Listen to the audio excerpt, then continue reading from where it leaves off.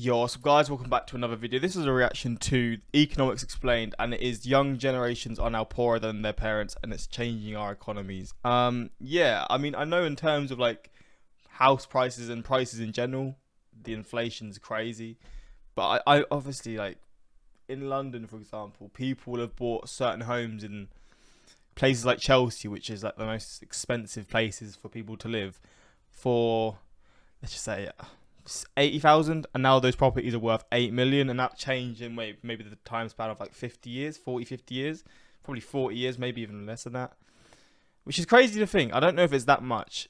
Maybe it's like 100,000 or 200,000, but now the prices are insane, and obviously people would have earned a lot less in those days as well. Like everything's inflated, but it's definitely uneven in terms of the house prices and then how much people are earning. It's definitely a much larger gap.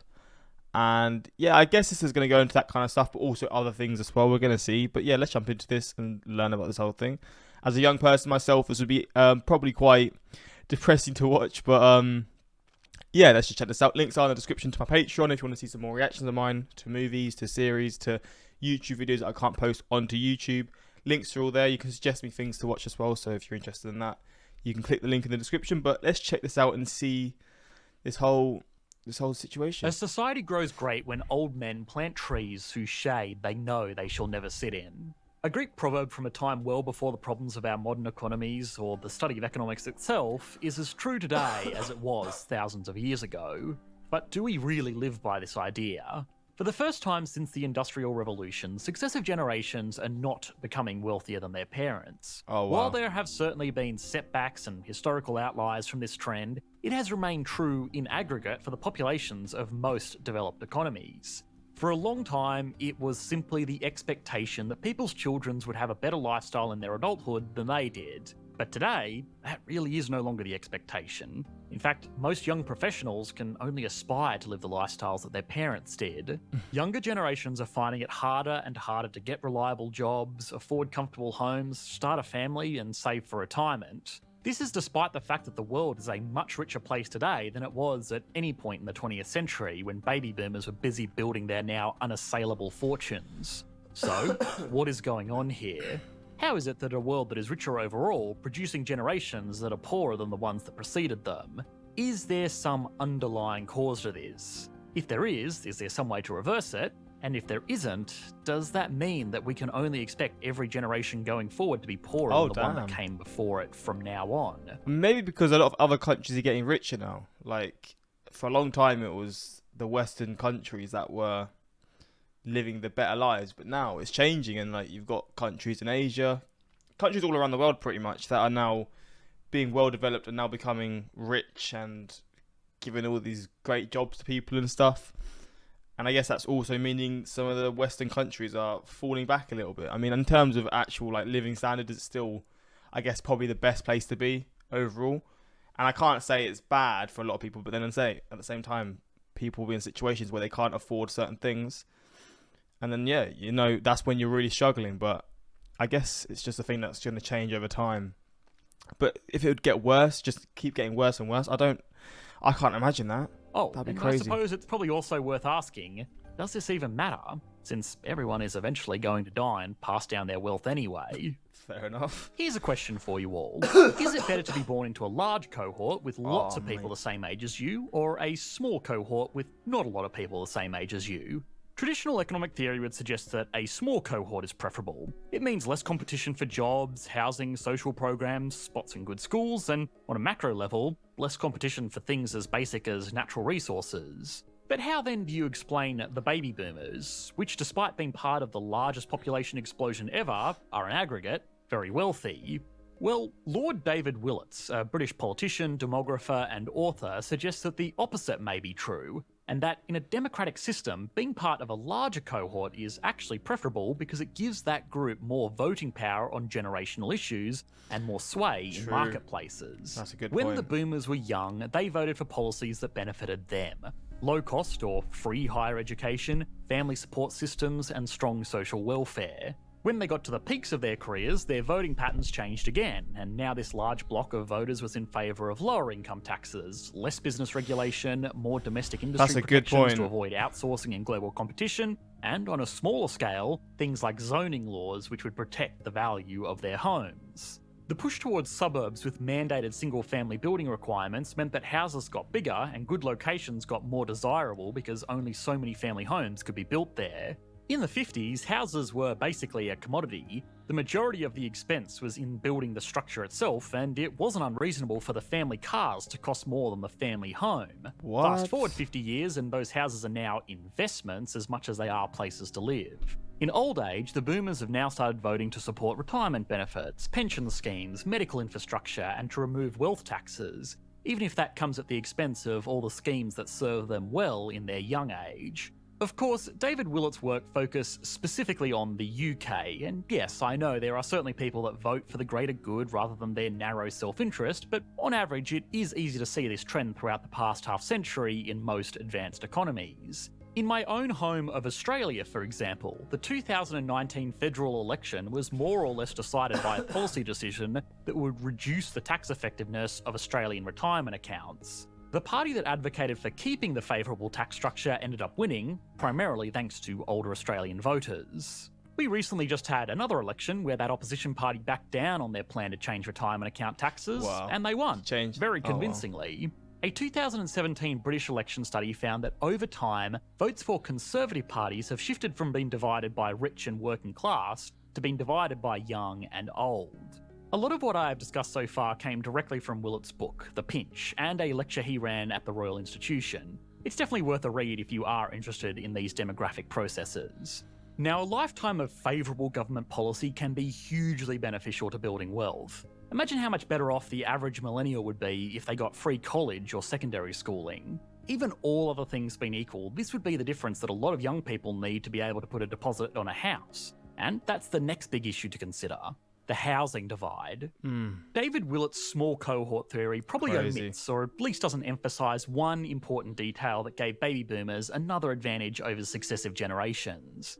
And no, it's not simply that they were able to buy houses when they were cheap, certainly that didn't hurt, but it's more a symptom of a bigger issue. They were a big cohort in a small world. They had all of the voting power and hardly any of the competition. In the 1950s and 1960s, the global population was roughly a third of what it is today. And not to start a whole thing here, but if you were a white man in the countries that we are mostly focusing on, your competition was even less severe. So, this added back all of the apparent trade-offs that we thought of earlier. There really was less competition for basically everything, including jobs, because employers had a smaller pool of labour to choose from. Labour force participation amongst women was very low, which further reduced the supply and hence the bargaining power of workers. But it also meant that domestic duties were normally taken care of, which reduced household expenditures on things like childcare, food, and general maintenance. These higher relative incomes combined with lower outgoings meant that houses could often be paid off with as little as 1 year's income. Yeah. What? Oh my god, I can't imagine that. Now it's you're having to pay your entire life away. Yes, they did have to endure higher interest rates, especially in the 70s and 80s, which were their peak home buying decades. Flipping, look at but that. It didn't really make the difference it would today. The median home in the USA in 1985 was $82,000. That's median, so 50% of homes, like the ones first home buyers would be looking at, would be cheaper than this, but let's keep it simple and stick with $82,000. Adjusted for median household incomes, that $82,000 becomes $103,000. The average mortgage rate at this time was 15%, or roughly $15,000 per year. It did get higher in certain years, but most borrowers were fixed in at an absolute max of about 15%, so that's the worst case scenario. The median home today costs $430,000, and the average interest rate is just over 5%, or $21,500 per year, just in interest payments. Again, this is adjusted for median incomes at the time, so on the surface, these seem pretty comparable. Maybe the younger generations shouldn't be complaining about unaffordable housing after all. A lot of people brush away this comparison by saying that inflation at this time was extremely high, so these higher interest rate payments didn't mean anything. But that's actually not true. Inflation in 1985 was 3.5%, and while it was as high as 13.5% in 1980, this was consumer price index inflation, not housing inflation. The prices of houses throughout these decades actually grew at a relatively modest rate. It was... Bro, but even them, they would look back at 80,000, and then in the 60s, it's like 20,000. It's just crazy how much it rises. And then in 40 years since then, it's more than quadrupled at this point. Everything else that was getting expensive. This is kind of the opposite of what we expect today, where house price growth outpaces inflation. But that was not the case in the 70s and the 80s. So yeah, the inflation argument isn't totally fair. So is it fair to complain about how easy it was for baby boomers to buy a house? Well, no. They still had it easy for two other big reasons. It's not what you would expect, but the higher interest rates actually kind of helped them. Saving money for a deposit in an account that pays 10% interest per year really accelerates that savings goal. Higher interest rates also ensure that house prices never got too high because the repayments would just become unaffordable. In our example from before, we were looking at interest paid on the loans from 2 time periods. But the thing with a mortgage is you gotta pay back the principal as well. Paying back the principal on a $430,000 mortgage over a standard 30-year loan term will cost an additional $14,300 per year, bringing the total annual repayment to just under $36,000. The house from 1985 would have a principal repayment of $3,000 per year, bringing the total repayment to just over $18,000 per year, half of what the 2022 homebuyer would be paying, despite interest rates being 3 times higher. Put another way, if the repayments were kept equal, the person buying the home in 1985 could have it paid off in 5 years rather than 30 years. So, why am I focusing so much on housing? Well, despite being a very important part of our lives, houses are also uniquely unproductive. Real estate is kind of unique as an asset class because it doesn't produce anything of value. A house sitting on a block of land can appreciate in value and can provide a home to its owners or a rental income stream to an investor, but it doesn't make anything. Of course, there are other investments today, like cryptocurrencies, that also don't produce anything of value, but their market is minuscule next to the market for real estate around the world. Minuscule and also irrelevant. If the value of Bitcoin goes to $1 million, well, that's great for the people that invest in it, and it will have some minor knock-on impacts in other markets as people cash out to buy whatever crypto millionaires buy, but it's not going to put anybody out on the streets. Housing affordability can do that, and it can also slow the progress of entire economies. Every economy in the world is still, for better or worse, focused around large centres of economic activity, what a regular person might call a city. If the real estate in these cities becomes too expensive, then it becomes infeasible for workers to hold down jobs there because more and more of their income will just go to paying rent. In the short term, this can be offset by higher wages, but then these centres are really just operating for the benefit of the landlords that are lucky enough to own property there. The money that landlords make from their properties are unlikely to be reinvested into company growth or spent on regular consumer consumption that keeps these businesses in business. It is likely to be spent on more property, further driving up market values and the amount of money that gets sucked out of productive centres to be shoved into unproductive assets. Higher house prices also reduce social and geographical mobility. A 2020 Pew Research study found that 52% of young American adults between the ages of 18 and 28 still live at home with their parents. One could also reasonably assume that this number is higher after 2 years of COVID and record high house price growth. Oh my days. These young adults are financially bound to where their parents live. If they get offered a really good job in a different city, they would have to decide if it's worth the pay increase versus the increased cost of living on their own. If they decide it's not, then they miss out on a good job and a business misses out on a productive worker. The concentration of wealth in a particular generation is something that can have very real consequences for entire economies, and these effects are only going to get more pronounced as populations continue to age. Places like Japan are clear examples of this, and they don't have the same kind of housing problems that we do in the West. But long term, does this even matter? I don't want to get too morbid here, but people eventually die, and their wealth will get transferred down to their children or some other beneficiary. So the concentration of wealth in a single generation is at worst a transient issue. I actually made an entire video last year about the Great Wealth Transfer, which is the process of the baby boomers dying and leaving their wealth behind. The problem we discovered in that video was that a lot of the wealth that is being passed down is coming in the form of private family businesses. In brief, the problem with that is that often these small businesses need the owner to continue operations, and the people that stand to inherit these businesses are either unwilling or unable to run them. Small businesses are a huge part of the economy, and losing them will do a lot of harm. Now, a glimmer of hope here is that these businesses can be sold by their inheritors to people that do have the skills and desire needed to run them. Perhaps they will sell them to people who have themselves got the money they need to buy the business from their own inheritances. The problem here is the type of people that will actually be receiving this money.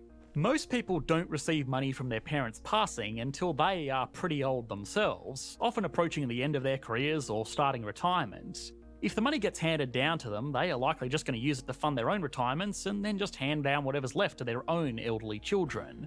Money pooling in the hands of older people means less opportunity will be afforded to younger people to do all of the things that they do to build a functioning economy.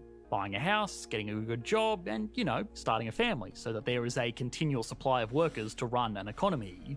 You can't run an economy on people waiting to get old enough to finally do something with their lives. Economists call this the intergenerational wealth problem. I like to call it the Prince Charles paradox, but it is something that we are going to have to address.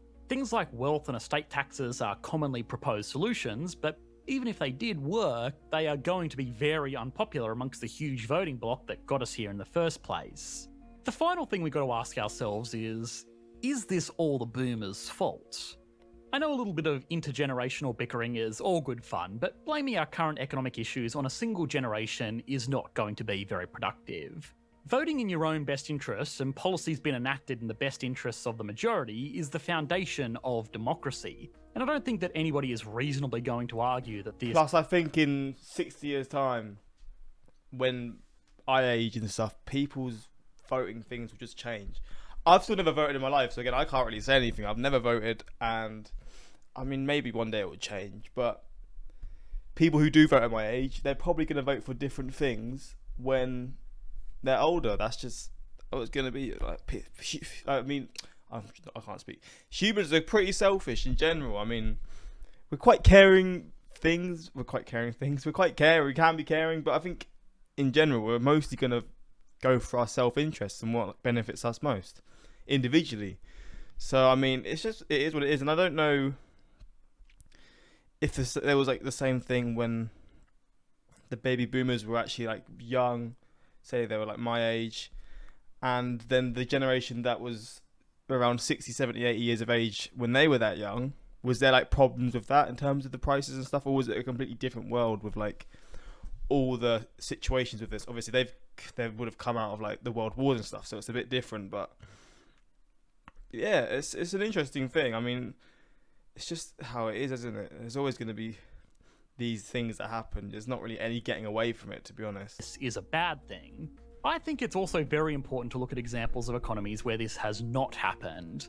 The second largest economy in the world, China, is a great counterexample. Their generational baby boomers are known locally as the lost generation because they spent most of their working life in a dysfunctional economic system. They were also too old to truly benefit from the rapid economic expansion that took place in the decades after the economy started opening up. This meant that despite still being a large portion of the population, they did not enjoy the same economic prosperity as their Western peers. Economic prosperity was also something that the boomers enjoyed that wasn't necessarily within their control. The last half of the 20th century, by historical standards, was very peaceful. The world also opened up to international trade, and growth was put into overdrive by an abundance of cheap energy in the form of fossil fuels. It was a great time to make a fortune, and people did, which is probably the final piece of the puzzle. Once people become extremely rich, and I'm talking about multimillionaires and billionaires here, they don't normally become poor again.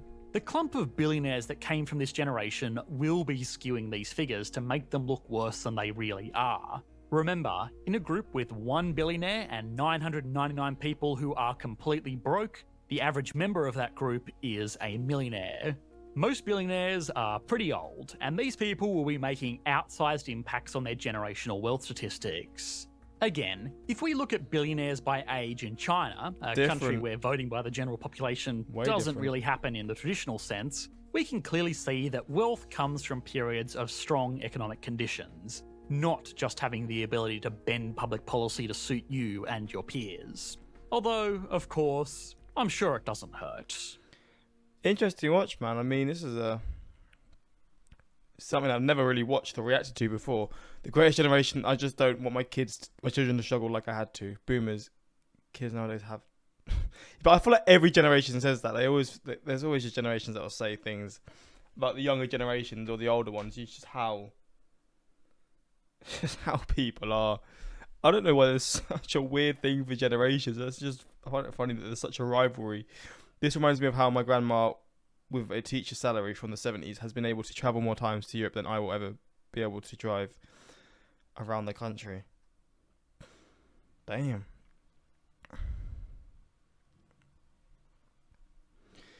But yeah, we've been thrown in the deep end. It's hard, man, because you've got all these gas prices now. I mean, I live on my own. It's a struggle, man. It's an absolute struggle.